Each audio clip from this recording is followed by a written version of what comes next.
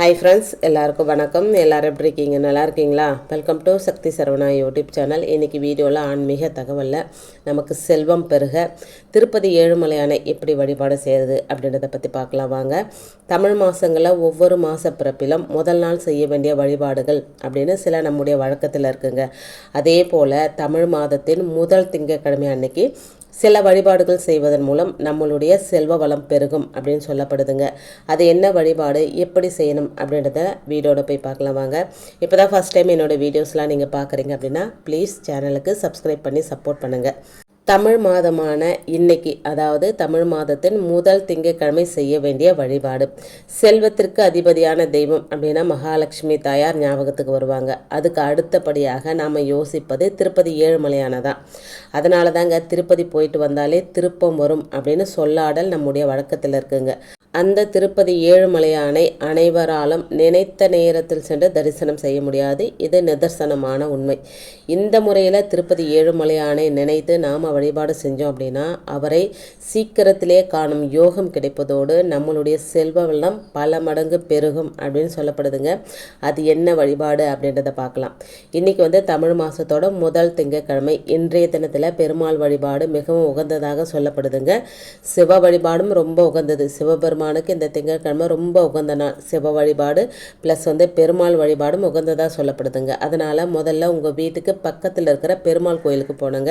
கோயிலில் கருடாழ்வார், பெருமாள், மகாலட்சுமி தாயார் இவங்களையெல்லாம் வழிபாடு செஞ்ச பிறகு கொடிமரத்துக்கு பக்கத்தில் உட்காந்துட்டு ஓம் நமோ நாராயணா அப்படின்ற அந்த மந்திரத்தை மனசார 106 முறை சொல்லணுங்க. இதை சொல்லும்போது நீங்கள் இருக்கிறது ஏழுமலையான் சன்னிதானத்தில் இருப்பதா நினச்சிக்கணுங்க. திருப்பதி ஏழுமலையான் சன்னிதானத்தில் நீங்கள் இருக்கிறதா நினச்சிக்கிட்டு கொடிமரத்துக்கு பக்கத்தில் உட்காந்துட்டு ஓம் நமோ நாராயணா அப்படின்ற மந்திரத்தை 106 முறை சொல்லுங்கள். அதற்கு பிறகு ஓம் ஸ்ரீ லலிதம் லம்போதரம் அப்படின்ற அந்த மந்திரத்தை 16 முறை சொல்லணுங்க. ஓம் ஸ்ரீ லலிதம் லம்போதரம். அதற்கு பிறகு கொஞ்சம் துளசியை பிரசாதமாக சாப்பிட்டு கொடிமரத்தை மீண்டும் ஒரு முறை சாஷ்டாங்கமாக விழுந்து வணங்குங்க. ஆண்களாக இருந்தால் சாஷ்டாங்கமாக விழுந்து வணங்கலாம், பெண்களாக இருந்தால் குனிஞ்சு வணங்கினா போதுங்க.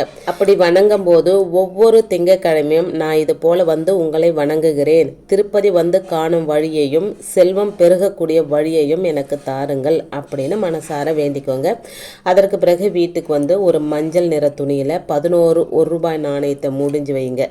திருப்பதி ஏழுமலையானை மனசில் நினச்சி கொண்டு நான் விரைவில் உன்னை காணுவேன், என்னுடைய பணப்பிரச்சனைகள் அனைத்தையும் தீர்த்து வை நாராயணா கோவிந்தா அப்படின்னு மனசார நினச்சிக்கிட்டு இந்த முடிச்சை கட்டி வைங்க. தினமுமே இந்த முடிச்சுக்கு தீபாராதனை காட்டி மனசார பிரார்த்தனை செஞ்சுக்கோங்க. திருப்பதி செல்லக்கூடிய யோகம் விரைவில் வருவதோட இந்த வழிபாடு உங்களுடைய செல்வ வளத்தை பல மடங்கு உயர்த்திடும் அப்படின்னு சொல்லப்படுதுங்க. இந்த வழிபாடு தமிழ் மாதம் முதல் திங்கட்கிழமை மதியத்துக்குள்ளாவது செய்கிறது நல்லதுங்க. இதை மாதந்தோறும் தொடர்ந்து செய்யணுங்க. மாதந்தோறும் வரக்கூடிய முதல் திங்கட்கிழமையில செய்யணுங்க. மாதம் எந்த நாளாவது பிறகுட்டும், வெள்ளிக்கிழமை பிறகுதா சனிக்கிழமை பிறகுதா, அதை தொடர்ந்து வர முதல் திங்கட்கிழமை இந்த வழிபாடை செய்யணுங்க. திருப்பதி ஏழுமலையான அருளாசியோடு செல்வ செழிப்போடு வாழக்கூடிய யோகத்தை தரும் இந்த வழிபாட்டை நம்பிக்கை உள்ளவர்கள் நம்பிக்கையோடு செய்து நல்ல பலனை அடையலாங்க. அதோடு சேர்த்து இன்னைக்கு முதல் சோமவாரம், சிவபெருமானுக்கும் மிகவும் உகந்த நாள். பெருமாளையும் வழிபாடு செய்யலாம், சிவபெருமானையும் வழிபாடு செய்யலாங்க. இந்த நாளில் செல்வ வளம் பெருக நாம் வாங்க வேண்டிய எளிமையான 2 பொருட்கள் என்னென்ன, எந்த பொருளால் அபிஷேகம் செஞ்சால் நம்மளுடைய செல்வ வளம் மேலும் மேலும் பெருகும் அப்படின்றத பற்றி ஏற்கனவே வீடியோவில் சொல்லியிருக்கேங்க. பார்க்காதவங்க அந்த வீடியோவோட லிங்க் டிஸ்கிரிப்ஷனில் கொடுக்குறேன், பாருங்கள், நல்ல பலனை அடையுங்க.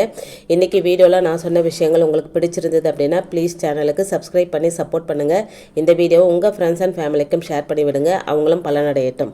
இன்னொரு எளிமையான ஆன்மீக தகவலோடு உங்களை சந்திக்கிறேன். அது வரைக்கும் நன்றியும் வணக்கமும். Take care and bye friends.